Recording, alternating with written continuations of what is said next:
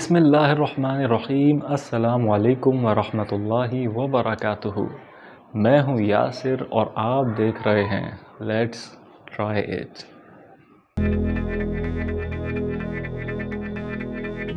کروڑوں کروڑوں درود و سلام حضرت محمد مصطفیٰ احمد مجتبیٰ علیہ الصلاۃ والسلام کی ذات مقدسہ پر۔ اللہم صلی وسلم علی النبی الطاہر۔ ناظرین کرام، اللہ پاک کی طرف سے کچھ سزائیں ایسی ہوتی ہیں جو ہمیں مل تو رہی ہوتی ہیں لیکن ہمیں ان کا احساس نہیں ہوتا۔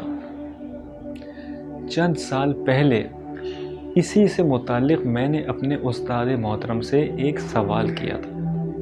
میرا سوال کیا تھا اور استاد محترم نے اس کا کیا جواب دیا تھا، یہ میں آپ کے ساتھ شیئر کرنا چاہتا ہوں تاکہ میرے ساتھ ساتھ دیگر لوگوں کی بھی رہنمائی اور اصلاح ہو سکے۔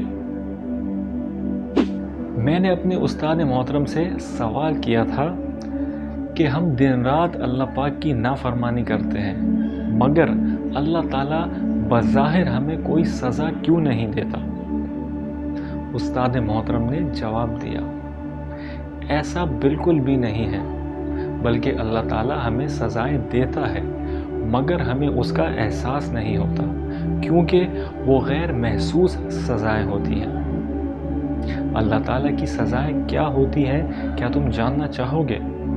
میں نے کہا جی ہاں بالکل۔ وہ کہنے لگے تو پھر سنو، کیا تم سے دعاؤں کی لذت چھین نہیں لی گئی ہے؟ کیا تم اللہ تعالیٰ کے بجائے اس کی مخلوق سے نہیں مانگتے؟ اگر یہ سزا نہیں ہے تو پھر کیا ہے؟ وہ کہنے لگے کہ اس سے بڑی اور کیا سزا ہو سکتی ہے کہ انسان کا دل سخت ہو جائے۔ پھر انہوں نے ارشاد فرمایا، ایک بڑی سزا یہ بھی ہے کہ تمہیں نیکیوں کی توفیق بہت کم ملتی ہے اور تم گناہ بہت زیادہ کرتے ہو۔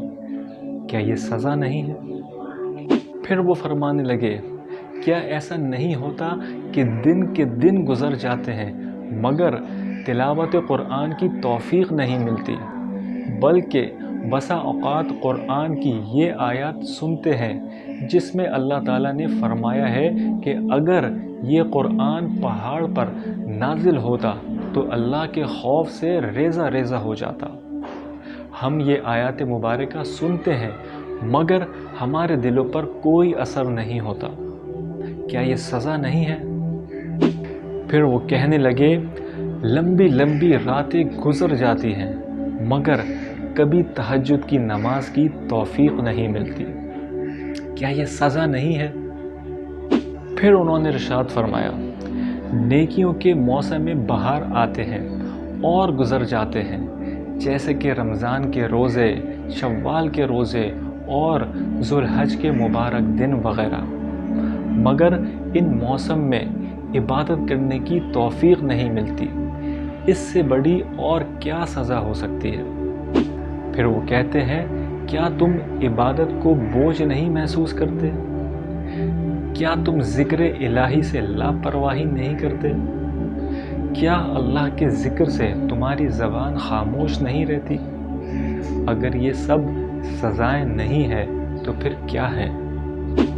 کیا نفسانی خواہشات کے سامنے خود کو کمزور محسوس نہیں کرتے؟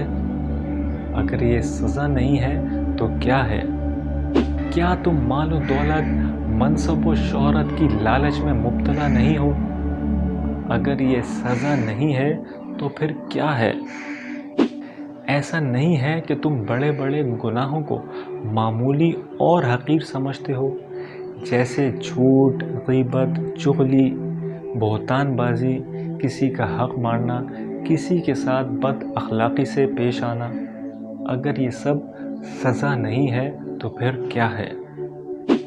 پھر انہوں نے فرمایا، کیا بیشتر اوقات تم فضول اور لا یعنی چیزوں میں مشغول نہیں رہتے، جیسا کہ T V, mobile, social media وغیرہ وغیرہ؟ اگر یہ سزا نہیں ہے تو پھر کیا ہے؟ پھر انہوں نے آخری بات کہہ کر اپنے جواب کا اختتام کیا اور وہ یہ کہ کیا تم نے آخرت کو بھلا کر دنیا کو اپنا سب سے بڑا مقصد نہیں بنا لیا ہے؟ اگر یہ سزا نہیں ہے تو پھر کیا ہے؟ بیٹا، یہ ساری محرومیاں اور بے توفیقی اللہ تعالیٰ کی طرف سے عذاب اور سزائیں ہیں، مگر تمہیں اس کا احساس نہیں ہوتا۔ یاد رکھو، اللہ تعالیٰ کا یہ بہت معمولی عذاب ہے جسے ہم مال، اولاد اور صحت میں محسوس کرتے ہیں، اور حقیقی عذاب اور سب سے خطرناک سزا وہ ہے جو دل کو ملتی ہے، یعنی دل کا سخت ہو جانا، دل کے اندر سے اللہ تعالیٰ کی بڑائی کا نکل جانا، اللہ تعالیٰ کے ذکر اور شکر کا نکل جانا۔ اس لیے اللہ تعالیٰ سے عافیت کی دعا مانگو اور اپنے گناہوں کی معافی طلب کرو، کیونکہ گناہ کے سبب بندہ عبادت کی توفیق سے محروم کر دیا جاتا ہے۔ ناظرین کرام، امید کرتا ہوں کہ جو بات میں آپ تک پہنچانے کی کوشش کر رہا تھا وہ پہنچانے میں کامیاب ہو گیا ہوں۔ اللہ پاک مجھے اور آپ کو نیک عمل کرنے کی توفیق عطا فرمائے۔ آمین یا رب آمین۔ اس پیاری اور خوبصورت دعا کے ساتھ اپنی اس ویڈیو کا اختتام کرنا چاہوں گا۔ اللہم اعنی علی ذکرک و شکرک و حسن عبادتک۔ اے اللہ، آپ مجھے اپنا ذکر کرنے، شکر کرنے اور بہترین طریقے پر عبادت کرنے کی توفیق عطا فرمائیں۔ آمین ثم آمین۔ امید کرتا ہوں کہ آپ کو آج کی یہ ویڈیو بھی پسند آئی ہوگی۔ آپ سے ایک چھوٹی سی درخواست ہے، وہ یہ کہ اس ویڈیو کو اپنے سرکل میں زیادہ سے زیادہ شیئر کیجیے تاکہ آپ کے ساتھ ساتھ دیگر لوگوں کی رہنمائی اور اصلاح ہو سکے۔ مجھے اجازت دیجیے، آپ دیکھتے رہیے اور کہتے رہیے، لیٹس ٹرائی اٹ۔